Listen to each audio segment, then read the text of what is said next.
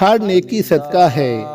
سیدنا ابو ذر رضی اللہ عنہ سے روایت ہے، وہ کہتے ہیں کہ عرض کیا گیا، اللہ کے رسول صلی اللہ علیہ وسلم، مالدار سارا اجر و ثواب لے گئے، وہ ہماری طرح نمازیں پڑھتے ہیں اور ہماری طرح روزے رکھتے ہیں اور اپنے زائد مالوں کا صدقہ کرتے ہیں۔ آپ صلی اللہ علیہ وسلم نے فرمایا، کیا اللہ نے تمہارے لیے وہ نہیں بنایا جو تم صدقہ کرو، ہر سبحان اللہ اور الحمدللہ کہنے پر صدقے کا ثواب ہے، اور تمہارا کسی ایک کا اپنی بیوی سے ملاپ بھی صدقہ ہے۔ عرض کیا گیا، کیا شہوت پوری کرنے میں بھی صدقہ ہے؟ آپ صلی اللہ علیہ وسلم نے فرمایا، اگر وہ حرام طریقے سے پوری کرے تو کیا اس پر گناہ نہیں؟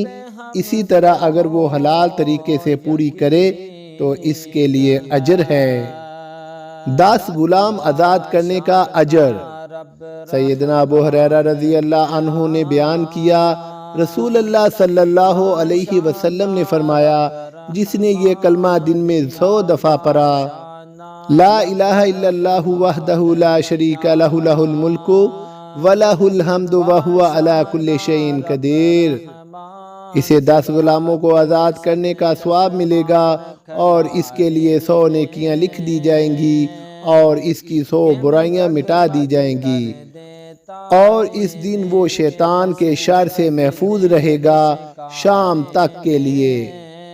اگر کوئی شخص اس دن اس سے بہتر کام کرنے والا نہیں سمجھا جائے گا سوائے اس کے جو اس سے زیادہ کرے۔